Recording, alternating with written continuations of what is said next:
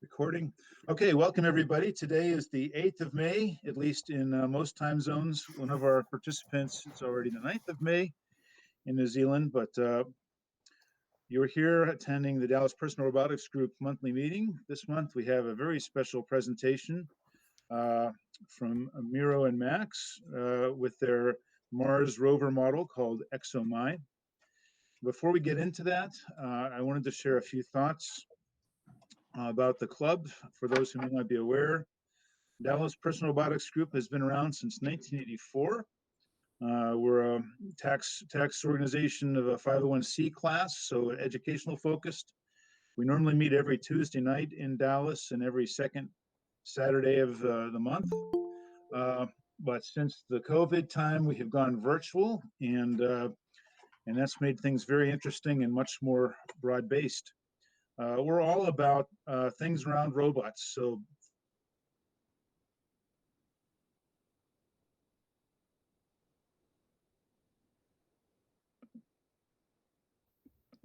sounds like Carl just froze up. Yeah, you just went away. Oh, I see his picture still in the chat. There's too many feeds. We lost him. Well, we can continue for now. I think he was just about to say that the DPRG meets weekly, and we, because of the pandemic, have been meeting weekly online in the same URL that this is being recorded at. And we normally do a round table of all the people who show up. And he designated me as the first person, so I'll do a quick start. But I think the focus today, as far as I'm concerned, should be on the ExoMy project, because that's a pretty exciting thing to have presented. So I'm Murray Alltime. I've started a group down in New Zealand. Well, kind of a group of one so far, but we've got a number of schools that I'm talking with, and hopefully we can start doing some kind of activities down here. And a couple weeks ago, I started the personal robotics server on Discord. And so if you go to disboard, disboard.org, I believe it is, or com, disboard, and search, you can find the personal robotics channel, and you can DM me and I'll send you an invite. And there's about 30 people now, or actually, according to David, there are about 3,000 people now. And but everyone's welcome. We discuss robotics. And from New Zealand, I'm welcoming the guys from ExoMy. Yeah, thank you very much. I will try to present now. Let's see.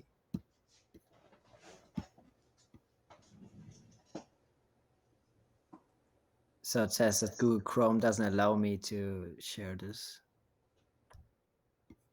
Do you know whether there's some things you have to set? You might have to actually switch into the small bar that there'll be a picture of what you're trying to present. If you say entire screen, if you click into the actual image, then it should give you access to the next step. Does that help? No, I think it's like a Mac setting that I need to set, and it says quit and reopen, but I don't know whether I'm going to drop out then. I will just quickly try it and then come back in again. Yeah, I'll try it. I have to do that sometimes. So this is what we learn when Carl presents from Pittsburgh. Yeah. Oh. Are we recording now, Carl?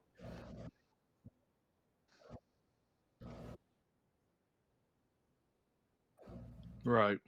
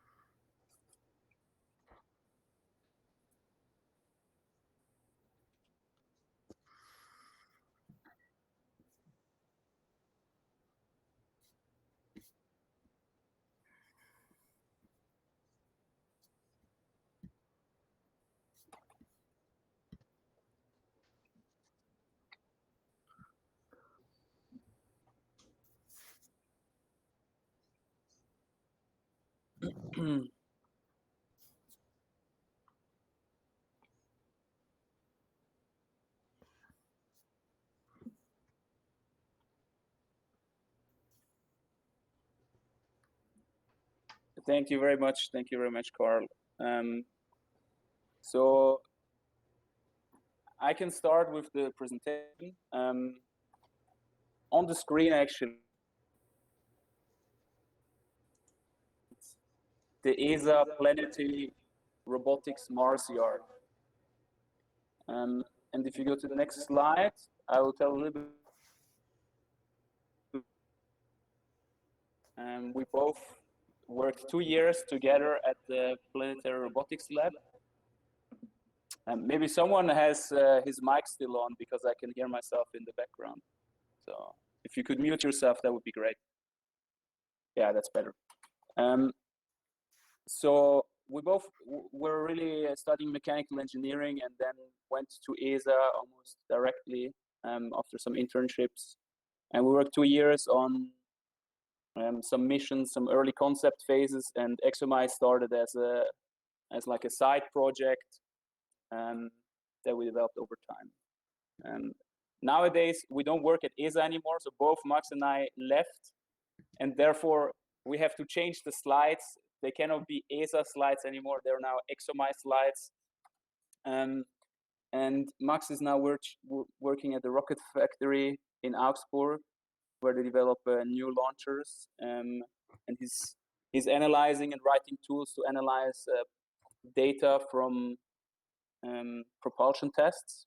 I'm sure he can tell you much more than what I know. Yeah.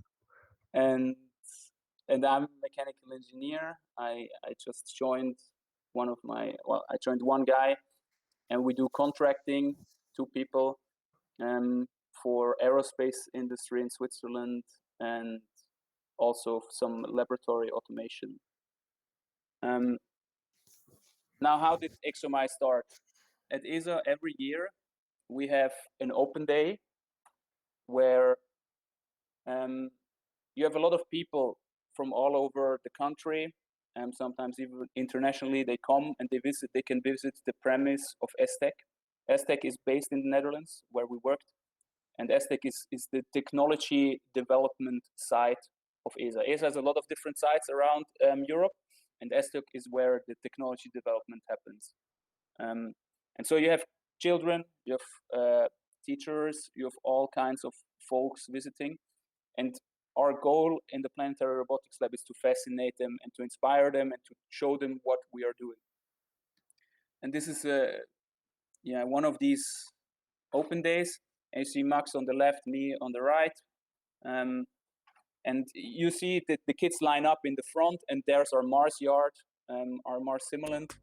And it's not very interactive unless they can drive around something. If we just drive around with our rovers, it's not very interesting because they drive very slow, since they are made to do experiments rather than entertain some kids and inspire them for space. And that's how the idea came up to develop something that we can give to the kids so they can control it and they can have fun without breaking a 100K rover. And we did.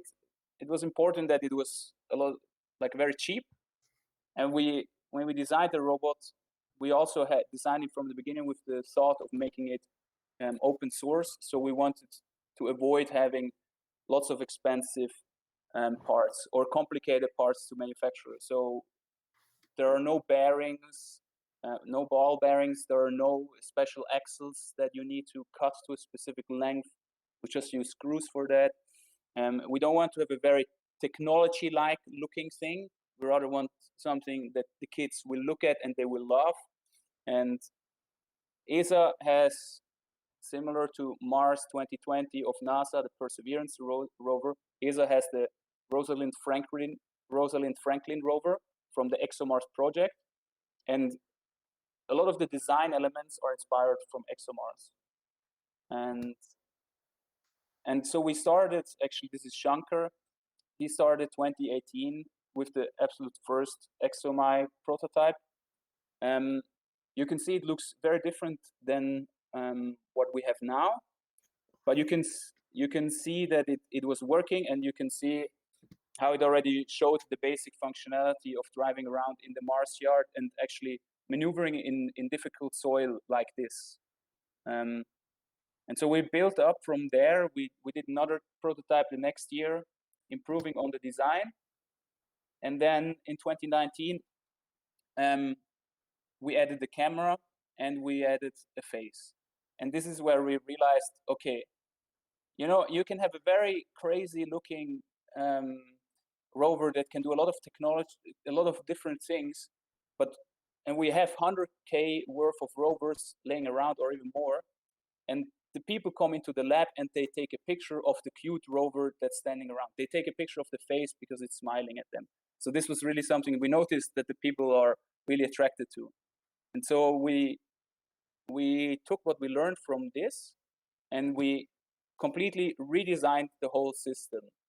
So on the left, you see one of the iterations, and on the right, you see the design that is currently online, the latest design, and you see how it's neater. And we paid a lot of attention that it fits on printer, so it shrunk in size.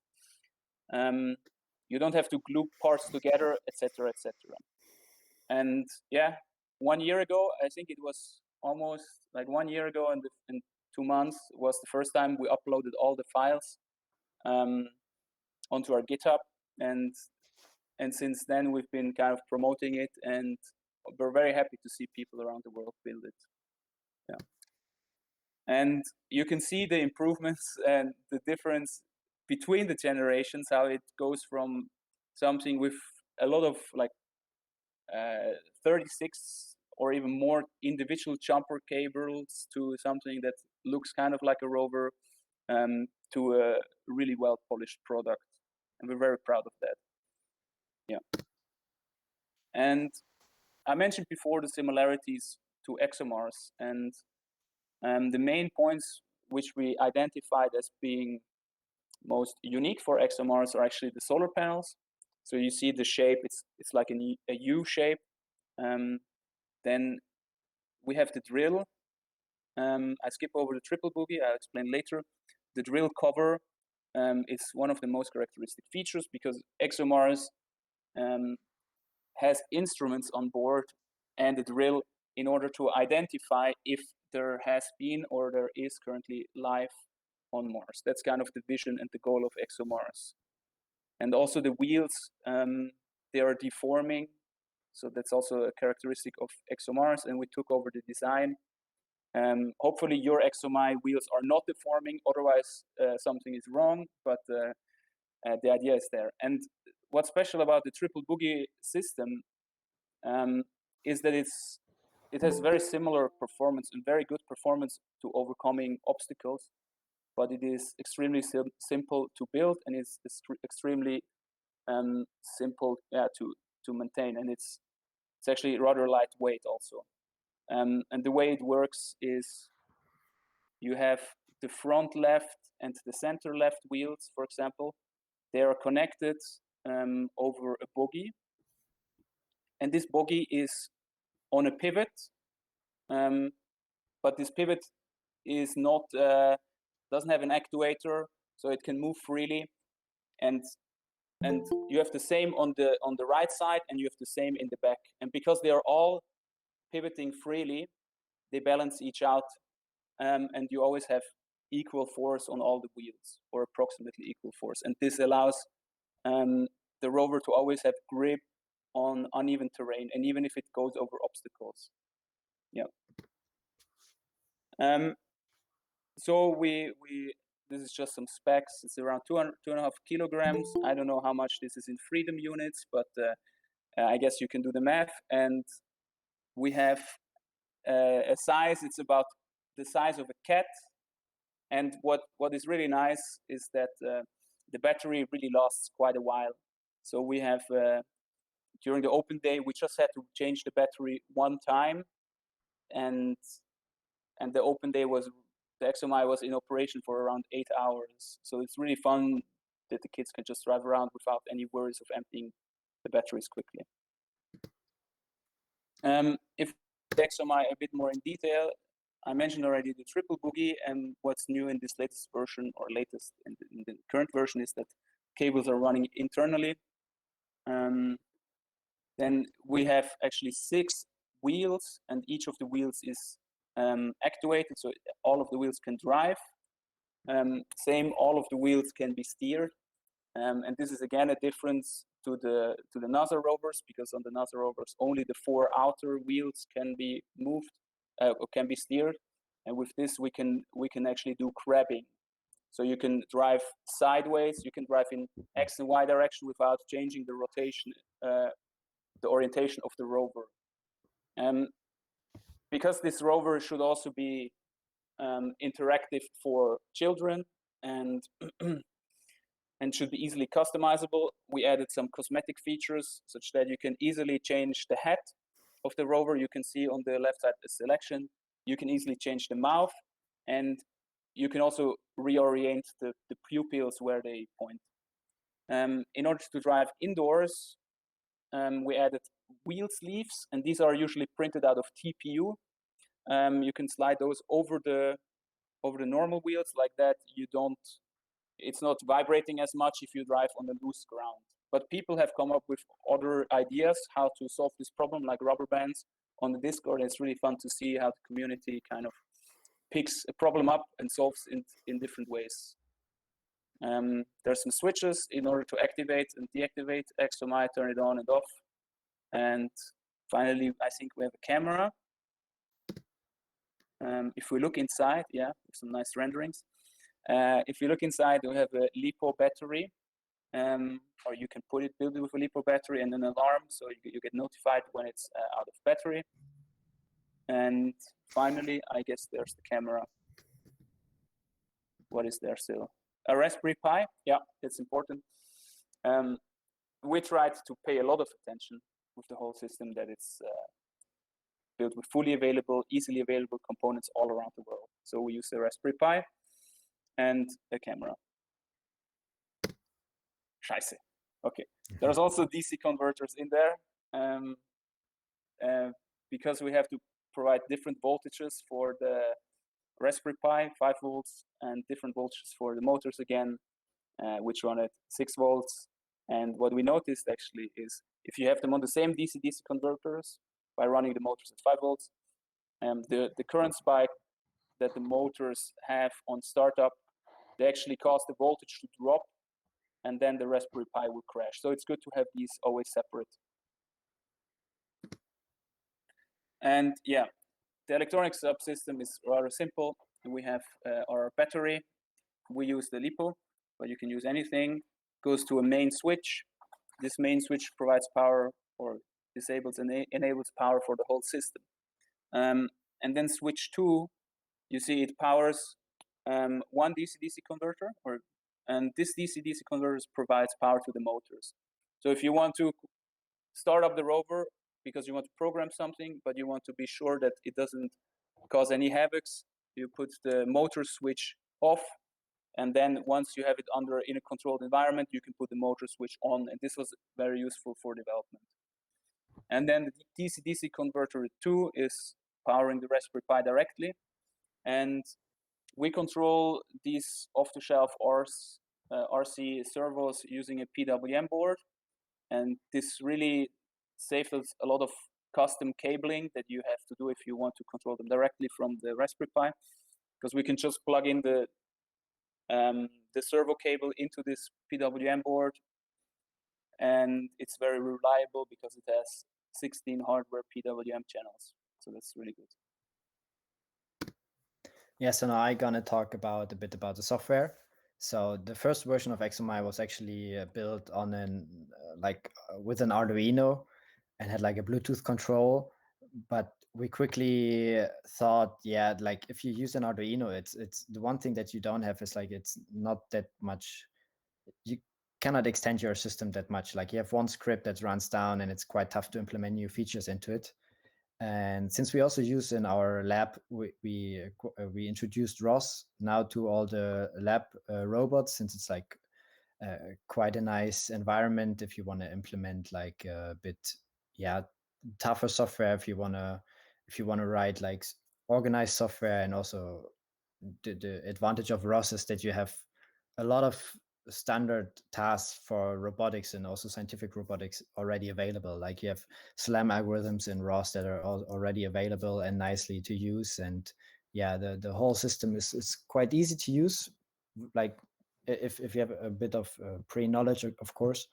And yeah, you can write quite clean code. So this was kind of the decision to also use ROS for ExoMy, and also like a bit of the idea like to bring people to learn ROS, since it's like quite a nice asset to have if you want to work later, maybe as an engineer somewhere with robotics. So then what we tried was installing ROS directly on the Raspberry Pi OS, which kind of didn't really work, since like people didn't really think of like compiling it for the Raspberry Pi OS.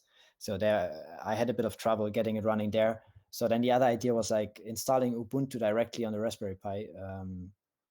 Which also kind of works, but back in the days there was only Ubuntu server running for like the newest version was only Ubuntu server, which was running on a Raspberry Pi. So also all not perfect, and we wanted to have it like as easy as possible, because if you look up for tutorials for the Raspberry Pi, you mostly find tutorials for the Raspberry Pi OS and not for Ubuntu. So yeah, then I came up with the idea of installing Docker on the Raspberry Pi OS. Yeah, maybe some people know already what Docker is. It's like a containerization software. So it enables you to run an Ubuntu in a closed environment on your host operating system, which is the Raspberry Pi OS. And the good thing of this is it makes the software distribution fairly easy and installation for people. So they just have to run their Docker container, and all the software, all the dependencies are installed. And in case people play around with the software and install some stuff and crash their system, it's no problem, because then you just delete the Docker container and run it new, and you have a new fresh system, which is completely new. And it also saved quite a lot of hassle in like, in trying to figure out when people send us that they have a bug or something, they said like, oh, I changed this and that, and now it's not working anymore. And then I could replicate the same on my machine. I could just start the same Docker container, change this and that, and see what happens. So yeah, this was is kind of the idea of this. Like it looks quite complicated, but then it gives you a lot of advantages, this whole setup. And yeah, what we implemented there is like a gamepad control. So you can just connect this standard computer gamepad with a Wi-Fi stick. You just plug it into the Raspberry Pi, and then you have the input, and you can just control it via the buttons. Yeah, so we have that. And does it go to the? Yeah, okay, now there it goes. Some nice animation. And yeah, the other thing that we had, like the idea, like if you, a gamepad is always nice, but with a robot, especially if it drives, for example, towards you, it's always quite tough to control it. And so also the first version of ExoMy had like a graphical user interface where you could control it with a tablet. And yeah, the same we implemented also on this version of ExoMy. And the idea is that ExoMy hosts a Wi-Fi, and then you can connect with the Wi-Fi with a tablet to this Wi-Fi. And on this Wi-Fi, there's like a website hosted like on a certain port. And yeah, when you connect to this website, you're going to see on the left side here a joystick control. Then you have the buttons where you can switch between the different driving modes. And in the middle, you see like a live stream of the camera on ExoMy, which kind of worked okay. Like we didn't get like the best frame rates out of it, and sometimes they had a bit of lag. But yeah, we didn't put too much effort into making this perfect. It was just like that it kind of works, was okay for us. And the animations, click through them. All right, yeah. Now we're gonna go through the locomotion modes that are kind of possible with ExoMy. So in the beginning, you see the Ackermann steering, which is kind of going around a curve. Then you have the spot turn, which is like, bending the side, the corner wheels. So you can, just turn on the spot, on name says. Then we have the grabbing mode, which is like special to the Exomars Rover. And then it goes out of the view. So with the gamepad control, you can just switch between those locomotion modes and can drive around and can experience, how the robot behaves. How we set up our documentation, our whole software. So we wanted to make everything open source, and we wanted to use GitHub for it, since it's like quite nicely to use Git in general. And we used the Git wiki function to write kind of a nice documentation on how to build ExoMy, how to use it. Like you see, you have like purchasing instructions, you have software instructions, you have manufacturing instructions, assembly instructions, and the operation instructions. So you should find everything there to buy all the parts, build your ExoMy, and get it running. Yeah, to the overall cost, the printing time kind of is like 2 weeks if you like kind of constantly print, because you have like some really big parts there, like the body and the wheels. They take all quite some time, so yeah, you should take this into account. And yeah, but I think I heard also like other experience of people, like I think if you like really run it nonstop, you can go under the 2 weeks. The assembly time like is kind of 2 days, like depending on how experienced you're with like the mechanical and electrical assembly. And the price varies hardly on the cost of the parts that you order. Like we kind of were bound to the preferred suppliers by ESA, so we ended up with like on the higher end at 500 euro. But yeah, like of course, if people order stuff, for example, from Alibaba or somewhere, then you can go quite cheaper. And it also like this doesn't include like the printer, so, and all the tools that you need. So it's really mostly the costs for all the parts.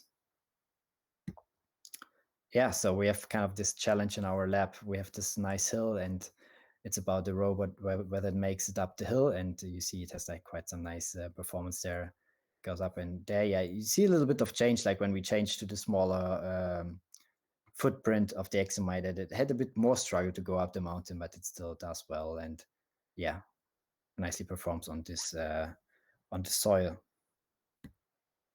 And then we tried out some obstacles. So yeah, here you see nice the triple-bogie in action. It manages like one stone without a problem. It just goes over it, and you see how the triple-bogie just manages it without tipping over the rover.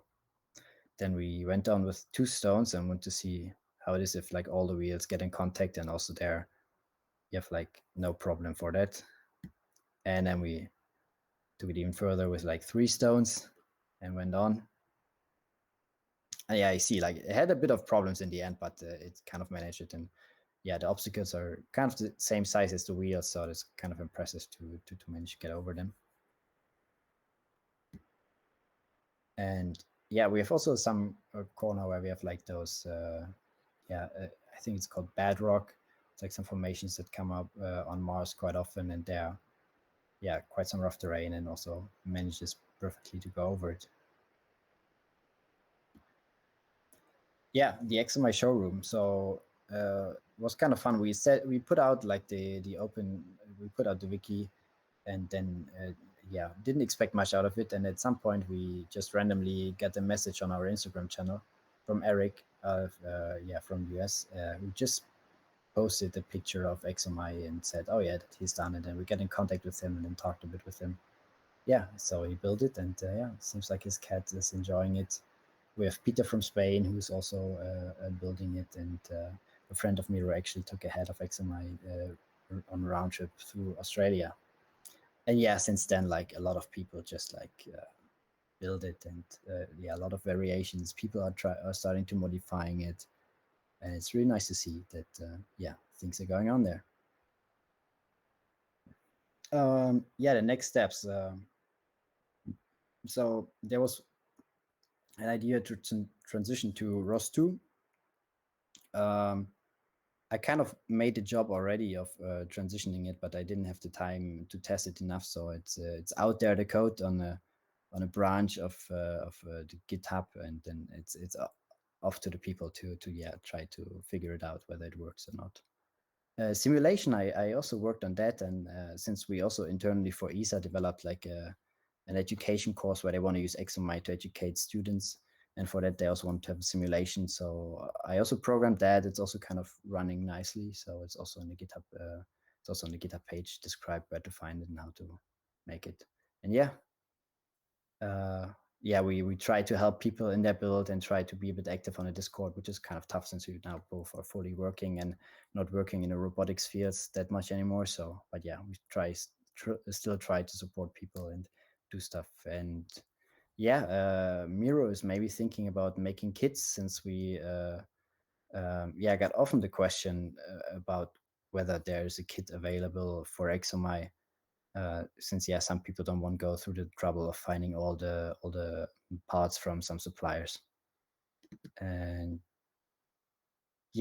Miro set up like a forum where people can put in their interest, and if like a lot of enough people say that they want a kit, then he will start like thinking about and trying to get this to roll.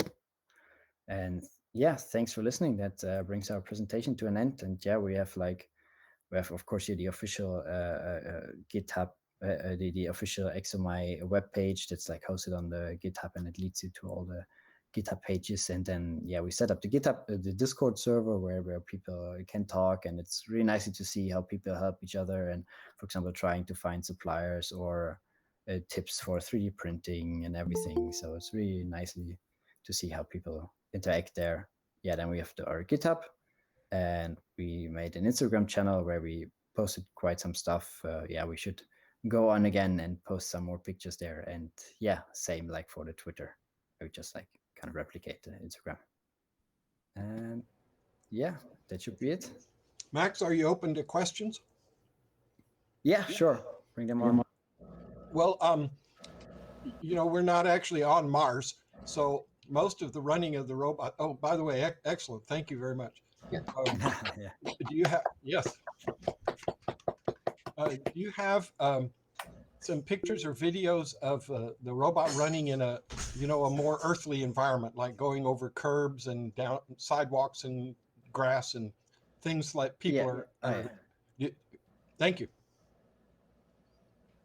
What'd you say? I didn't get the question.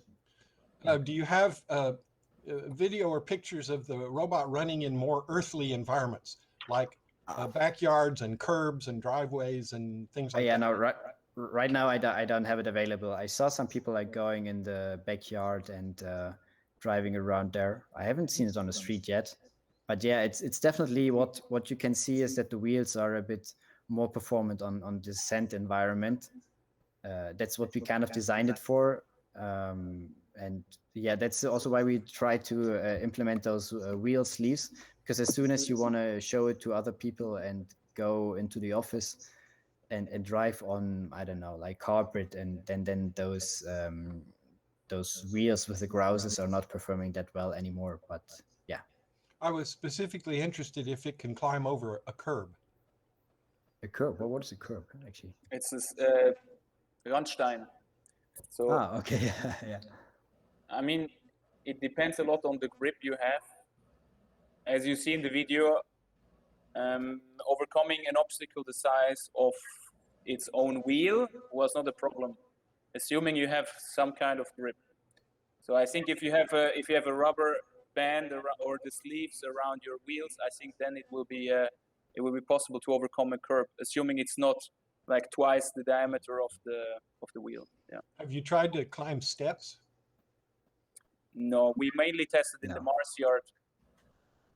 So Miro, would you say that if anyone was designing a Mars rover, you could maybe, as a matter of principle, say that the maximum obstacle size is related pretty directly to the size of the wheels? Yes, this is very, very much true. Okay. So that's good to know. Generally, the bigger wheels are better because you can easier get over obstacles. Yeah. You have more force. That's why mountain bikes also tend now to use, for example, 29.5-inch wheels compared to 26, how they did years ago. Yeah. I'd like to give you some props, because last night I finally got all my stuff plugged in together and was working, and I ran through some of the configuration stuff, and that was really nice. The Python scripts and stuff you folks have set up, to say, just plug in your servos any willy-nilly. We don't care. Because I went through the trouble of labeling them, and so I'd know where they were and all those sorts of things. And I finally got to this thing and says, I didn't need to do any of that. These folks have already figured it out for me. It was awesome. Hey, I moved this thing. Which thing moved? That thing moved. Okay, got it. Next. And that was really, really cool. That was really good. Yes, it was really sorry, Max. It was really a focus to make it very easily accessible for everyone that goes at it. Go ahead, Renee. The floor is yours. You've been raising your hand for a while. Oh, yes. Thank you. Sure. Can you hear me? I have no idea if can. my mic is unmuted. And Max, if you could unpresent, we could see who's talking. Yeah. Okay. Yes. My camera is on, so you could use. Yeah. Okay. Can you see my background? It's wonderful. Yes. Yeah, we see. Yeah, I just There's made actually that. some solar panels. I just Real made solar that. panels on the solar panels. Awesome.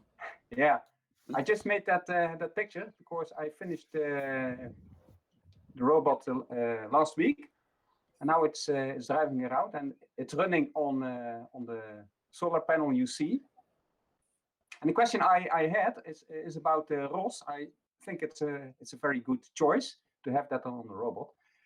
And my question was, does the Exomars, which goes to Mars next year, also run on a similar system like ROS or something like that?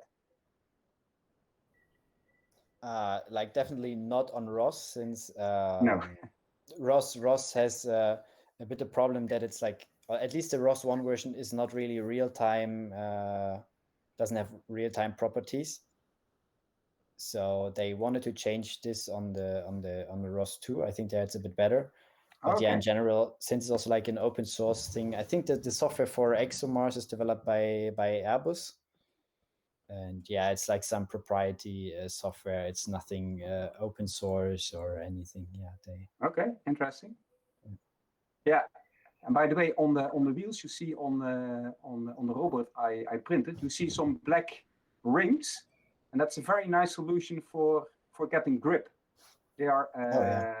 Yeah, I ordered those O-rings. They are of 5 millimeters wide, and you can just put them on.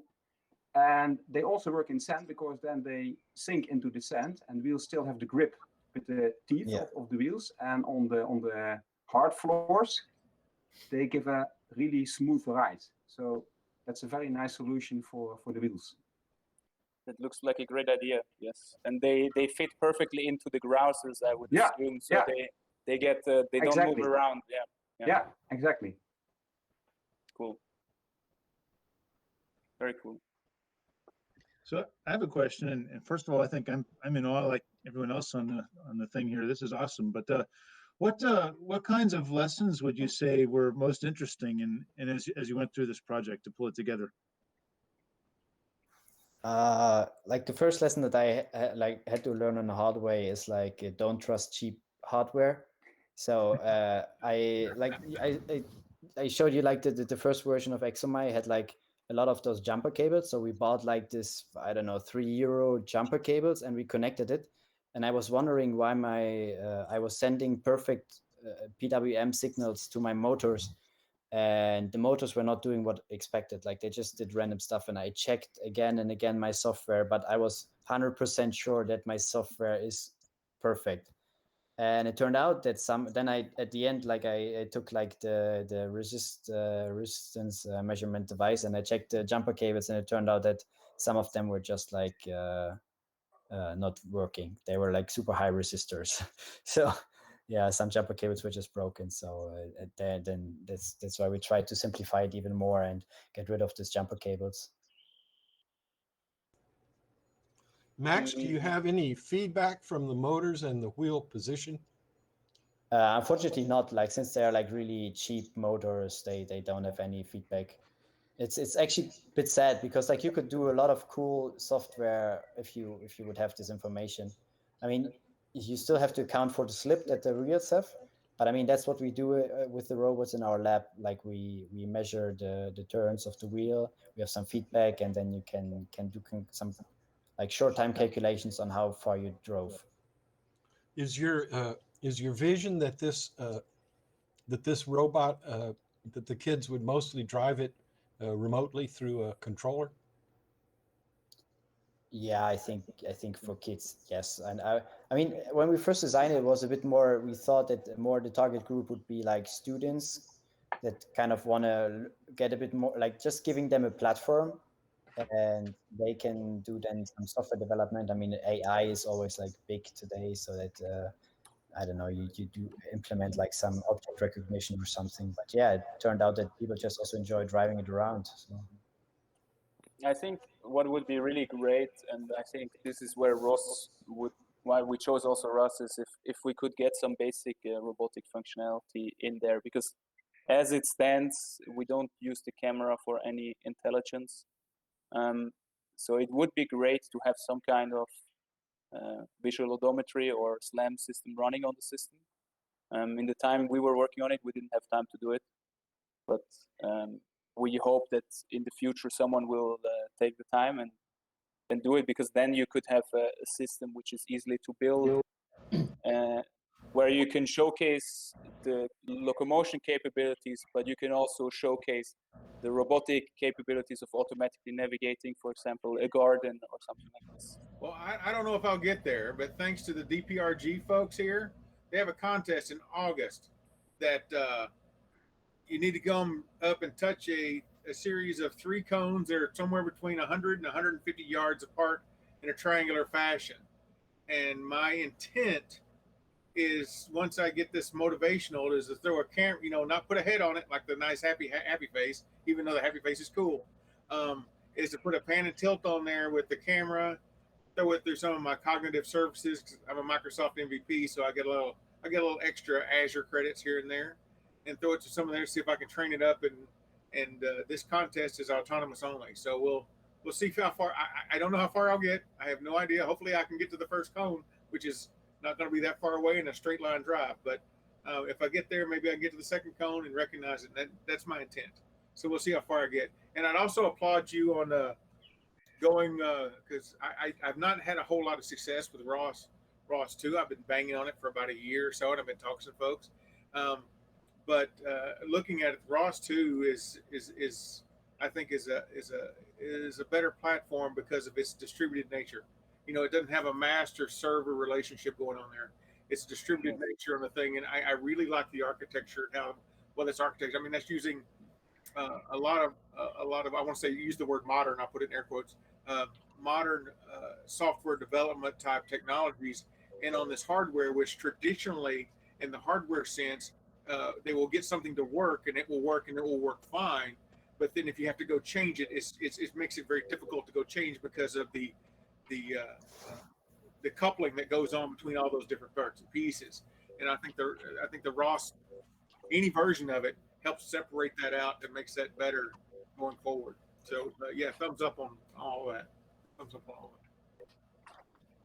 I kind of wanted to ask a little more about the potential for driving the Rover as a robot, and I think David was kind of leaning that way as well. And so, like for example, David has a robot that is his J-bot, that is a 6-wheel outdoor robot, and he doesn't have a lot of sensors on it. It doesn't have a lot of detection of objects and things like that. No camera, and he uses his IMU basically as a determinant whether the robot has hit something. And so if it runs into something hard, he uses, and I'll let him explain that if he wants. But the point I was going to ask is that you guys, if you have an IMU and maybe just some basic sensors on the ExoMy, do you have any plans to try to drive it autonomously or even semi-autonomously?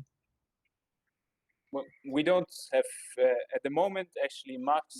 Neither Max nor I have an ExoMy, because we left the ExoMy at ESA when we stopped working there, and we didn't build one in the meantime. So we're not actively working on developing ExoMy at this point. I think adding an IMU and doing something like this would be very doable, because you could use Ross and the algorithms, and it would be great. But we don't have the time at this point. Yeah, I understand. So basically, the community that now is coming up around the ExoMy, there may be people in the community that could contribute those kinds of ideas. Yes, Yeah, and as I mentioned, if there is enough interest in in people wanting to build ExoMy.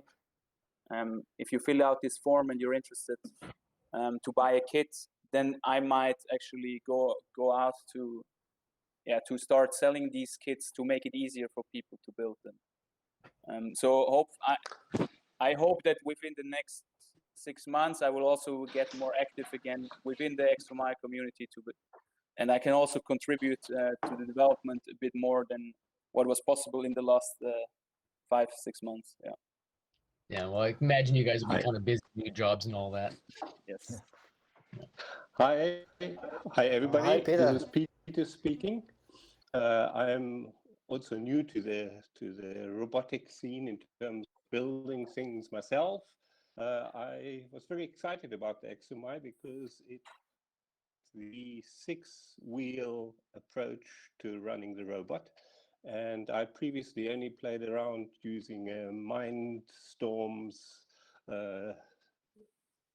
Lego robot, and I always had difficulties getting over obstacles. And so I found this 6-wheel solution excellent. I'm trying to actually extend this in the direction that you mentioned, that one can use it as an autonomous or quasi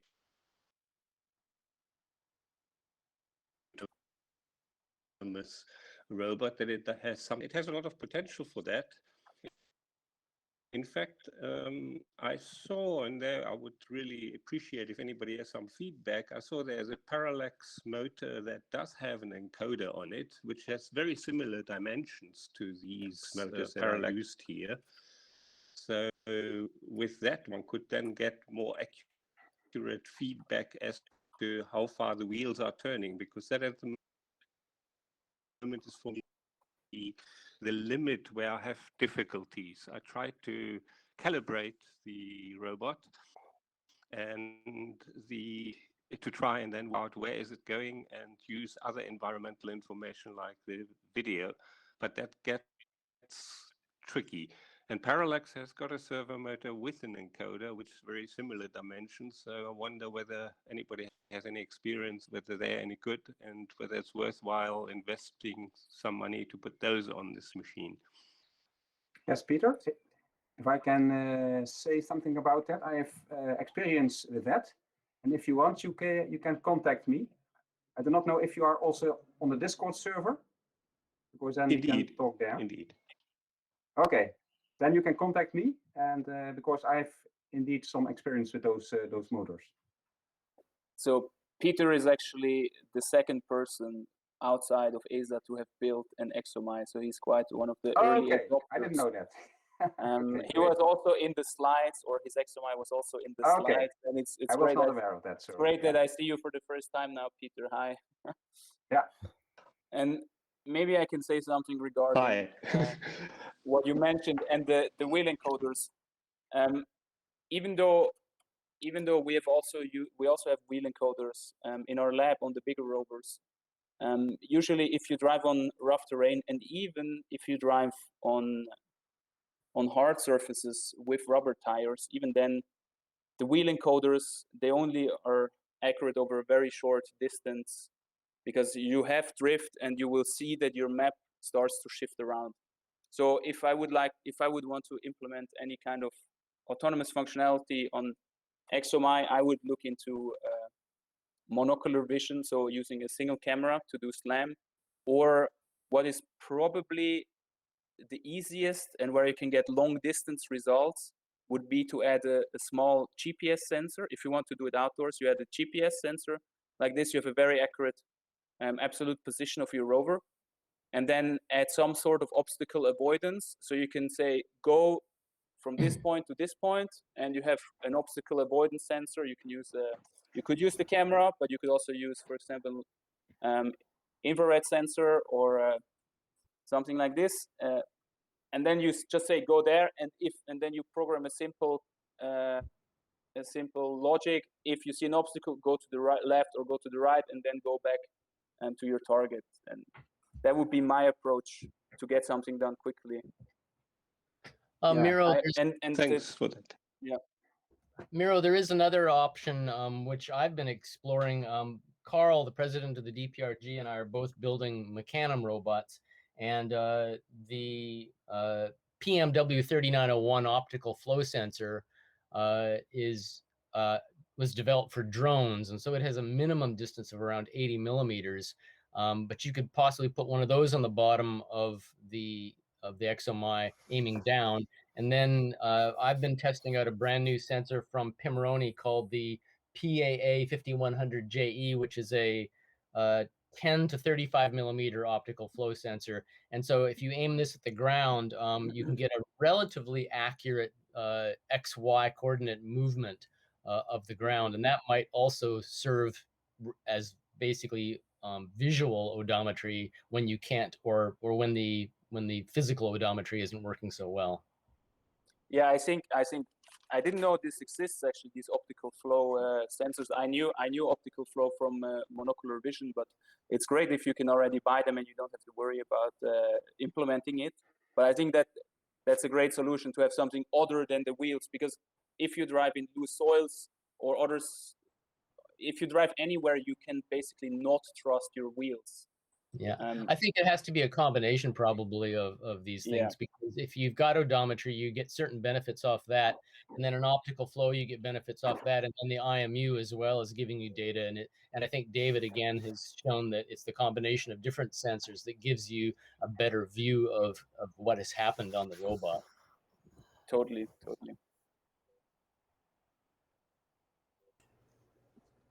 Very cool. I would just add to that my experience has been that what drifts off in odometry, the reason that your map drifts off from your location is not the distance traveled, but rather the rotation. It's the heading that drifts. And so the odometry calculations take both of those. It takes the distance traveled and also the heading. And it's the heading that drifts around, not the distance traveled. So if you get the heading from an IMU or a rate gyro, or outdoors even from a magnetometer, you can eliminate the drift in the heading. And with that eliminated, the odometry becomes very precise. I have a robot that wanders off through the woods over a half a mile and comes back within a few inches of its starting point. But the drift is not the drift in, as I say, I hear quite often people say odometry drifts, and that's too broad a statement. It's the heading that drifts, and if that can be corrected, the odometry can be very accurate. I just offer that. I'll talk. Well, I can confirm that. I can confirm that. My first experiments with trying to do this, I have only a compass sensor from the Mayan sensor world, and already that makes life much easier. And indeed, it's the angle that is the most important thing. And for the other parts, I tried to use the camera in a stereo mode by sort of putting the robot in its crabbing mode left and right, and then having two pictures and trying to deduce some stereoscopic vision from that. It was surprisingly easy. What fails in the end is again the rotation. If there's any error in rotation, then the robot just drifts off in any old. So indeed, I would also say if one has an accurate rotation sense of where it is, that would change the world a lot. Peter, if you want to tune in next month, I'm going to actually do a talk on that. Thanks. Let me know if you have access to the discourse. I'm in that Discord group of the ExoMy. Then we could communicate. Well, cool. If there's no objection, then I suppose what we could do is post like an invitation to that meeting in the Discord for ExoMy. And maybe it sounds like it could be interesting for those reasons. Well, I would like to add an editorial comment, which guys, this is just great. I'm really, really impressed with what y'all have done. And the fact that it's starting to spread around the world means that it's going to take off on its own. And just kudos to you, and thank you for doing it, for taking the time and doing it. You're Thanks for welcome. the good words. Yeah, because there's no I doubt. also want to thank There's no doubt that you. I also want to thank everyone that builds it. So especially people that started building it very early and that are now still contributing active and that are making this community what it is. Because, you know, if we build it and nobody else builds it, then the project is you know, it's not what it is now. And it's really only due to the Peter and René and Harold and everyone else that built it that it's that fun to work on it still now 1.5 years later. I will tell you, and you can tell there's been a lot of work as I'm putting this together and going, ooh, that would be, oh, they did that already. Awesome. You know, that's fantastic. And I love that. And I love a couple of things. One, you're allowing me to stand on your shoulders to now do something, because I've been fighting against building these guys, other DRPGers that are on here, DPRGers that are on here. They've seen me fighting with this and trying to get something going for, I don't know, the better part of a year now. And, you know, because of you folks, I'm now closer to that goal. And I think if I actually plugged in my robot and had a long enough extension cord, I could drive it around on the web, through a web interface, not a problem. Which is really, really cool. And so I'd like to thank you guys for all the work you've done and making it possible that we can stand on your shoulders and maybe take it. I don't know if we take it any further or what we're going to do with it, but the fact is we could do something with it better than printing a bunch of parts, having a box of parts. Oh, nice to see. Yeah. It's awesome. Thank you. Well, I think it's getting late in Germany and Switzerland. So if there are any more questions. So I have a very quick one, and it can be probably be handled on the Discord channel. But I was just curious, Max, you're the one who did the Docker. I know that running Docker usually runs directly on the bare metal of the machine it's on.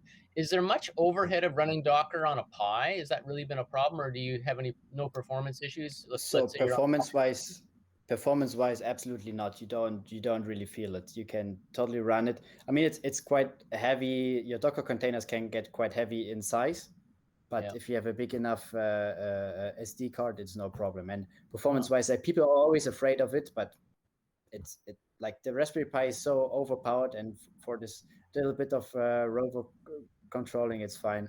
I mean, we haven't brought it like to the edge, like with I don't know, some crazy SLAM algorithm or something, but for the stuff we did, it was perfectly fine. Yeah. And I'm assuming that the code you use to develop and deploy the Docker containers is probably in the ExoMy project itself? Yeah, like the Docker file you can find there. And okay, yeah, because I use Docker for my day job quite a lot, obviously. And so I'm curious to see how I could possibly use it on a Pi 3B Plus, which is I'd never even thought about that. So it's a great idea. Yeah. I mean, it was also like this quick idea we had at some point. I was struggling with this Ubuntu, and then at some point, since we use Docker as well in the lab, and at some point I was turning to Miro and was like, Miro, we should use Docker. And we were both like, damn it, we should use Docker. And then we just put this thing together. And it never occurred to me you put it on a Pi. Yeah. We have a running joke. I sling .NET code for a living on a day-to-day basis, and that's what I do to keep the lights on. And we have a running joke among this current software team that, oh, you got a problem? Yeah, just here, Kubernetes, Docker, it's fixed. That's what. But I mean, this is news to me. I mean, I think many of us in the DPRG club don't have experience with Docker, don't do that kind of stuff for a living. In fact, most of the robots, I would say, are more of the embedded nature, Arduinos or STM devices. But to me, it's really quite interesting to hear that not only are you using ROS, but it's running on Ubuntu, on a virtual machine, on a Raspberry Pi, and it's doing just fine with no performance. That's, I mean, because when I think of Docker and VMs, I think of AWS Azure and places like that running large client multi-tenant things. But to be able to run something like this in a Raspberry Pi, that's eye-opening and so many options. Makes Well, this easy, yeah. I think the thing with Docker nowadays is that you run at performance on the effectively on the bare metal of whatever you're running. So long as the overhead of the Docker host isn't too high, you've actually got, you're not slowing things down. It's nice to hear from Max that this is possible in a Pi. That's pretty cool. Yeah. And why it's so critical also is every ROS version is installed very easily on one specific Ubuntu version, right? So, and it's I very found that out the hard way, Miro. Yeah, exactly. I found It's that out the very hard way. difficult. It's very difficult to install one specific Ubuntu version on all sorts of Raspberry Pis. You can probably install like various Ubuntu versions on various Raspberry Pis, but never one Ubuntu version on all of them. Yeah. Well, Carl, are we going to send our guests some DPRG swag? I think we should. I mean, I was trying to imagine what could we do for our friends overseas, and I think if you could get me your addresses, we need to arrange a way to make that happen, because what you've done for us today has really been quite special, and we greatly appreciate it, for sure. And we're happy to see that like people are using it, and we're happy to share, of course, our knowledge. It's that's great. Well, that helps us, because then you put this oversized mug on your desktop and you fill it with pens and pencils, and then somebody comes in and says, "What's that?" And we get a free ad. Perfect. Yeah. Sounds good. Win-win. Excellent. So open offer as well, guys. If there's anything we can do for you, or almost anyone on this call, please speak up. And no guarantees, but we've got a pretty good group that's always interested to try and do what we can. Yeah, thanks so much for organizing this event. That's great. Yeah. I do have a question. If is our questions over with?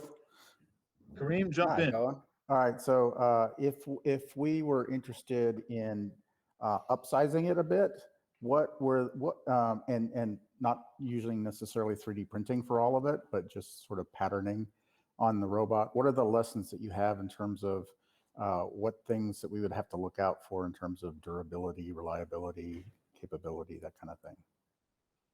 And is the ExoMy community like amenable to modding the design, or is it more about faithful reproduction?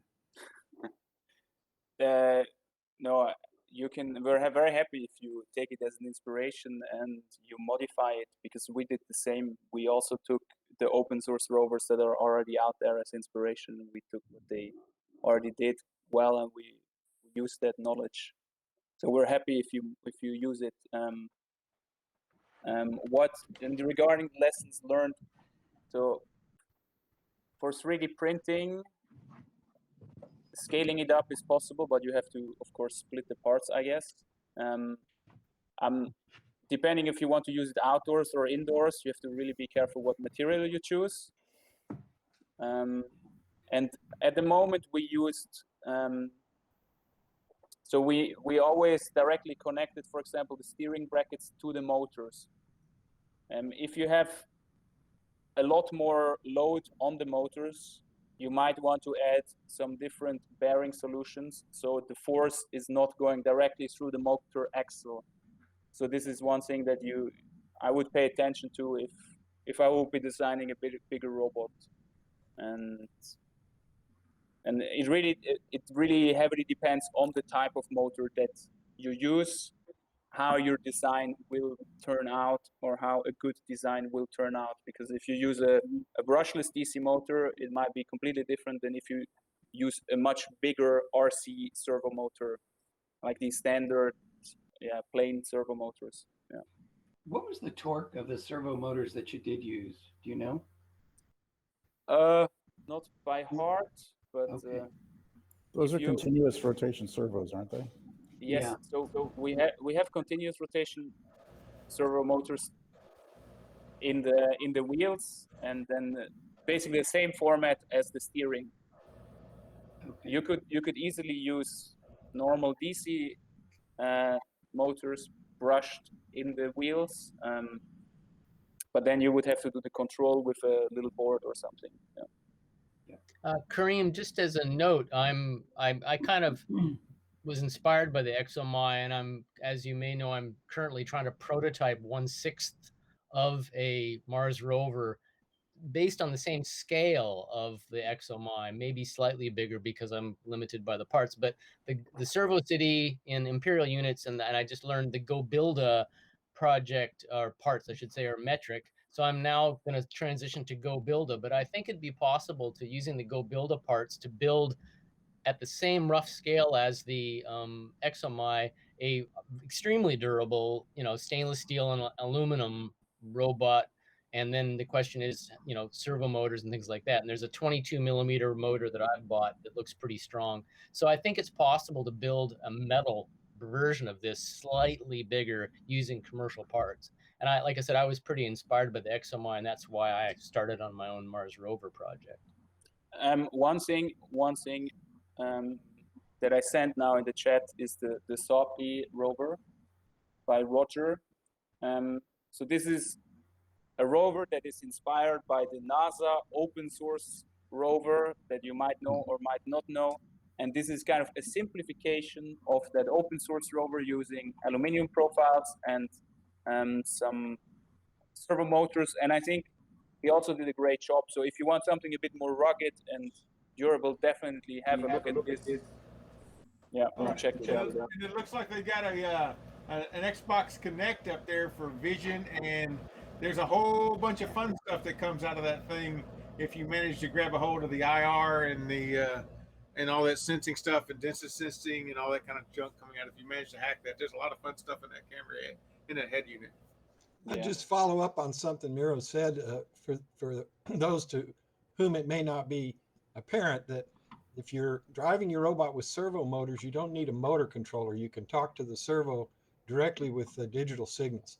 If you want to replace those with DC motors, now that means you also need to have a electronic speed controller, and all of a sudden it all gets a whole lot more complex. Yeah. Like that's a big. I mean, the open source rover uses like bigger motors, and they have motor controllers, and you see, it gets like a whole different level of project then. Yeah. But there are some continuous rotation servos. I assume they get large enough that 6 of them would be capable of driving a rover of this scale. Yes, I think so. Yeah, there's some pretty big ones out there. So I mean, if you can go industrial, and then once you go industrial, you can get anything as a servo motor, and then and these motors are continuous, so it's Peter, that kind of goes against the inexpensive constraint you got going on, though, doesn't it? Peter had mentioned replacing those servos with DC motors with encoders, and I was just trying to make the point that gets considerably more complex. I will point out though that Vex makes a motor controller called the Motor Controller 29, which if you're in the 1.5 to 2 amp, I think max, it's $11, and it allows you to use a servo output. The handling of the motor control signals is all done in the motor controller. So there are options if you want to stay with the same controller outputs. What I'm going to say is, if you want to send a servo signal, you can do that with this Vex Motor Controller 29, and it will drive the motor appropriately. So there are some options there. But if you're starting to get into the 6 amp area or something like that, it won't handle it. It's just very small size motors. I think I may be speaking out of turn here, but I believe all that the electronic speed controllers I have, both the really smart ones and the dumb ones, have an option of controlling them with standard RC pulses signals, which is what that's not a given, David. You can get it. It's possible to get it. I think it's pretty standard though, because the manufacturer assumes that your first attempt to control the thing will just be to hook up an RC receiver to it. Yeah. That's okay. All right, They guys. also tend to be linear too, which is a nice feature. Okay. Well, I think that was the last call. So once again, how about a huge round of thank you for Max and Miro, guys. Yeah. We really appreciate it. Thank you, Nicely thank you. done. Good luck on your endeavors, whichever direction they take you on. Thank you very much. I have some screenshots, Tina, so I can share some screenshots if you like, or we can all pause and smile if you like. Everybody give a big thumbs up for Max and Miro so Zena can get a screenshot. There we go. Awesome. You got that? Oh, look at that. That's great. Well done. Guys, take care. We'll see you all next month when David will walk us through navigation with kind of animal brain thinking at a very simple anti-ROS approach, if I'm not mistaken. Well, I don't think that's fair, but I will say that once I started working on the talk, it keeps growing. So it'll be a good one. We'll publicize it well and hope to see everybody there. Right. Have a good rest of the weekend, Nice, everyone. All right. Keep on roving. Bye, Bye-bye. guys. Bye. Bye-bye. Build robots.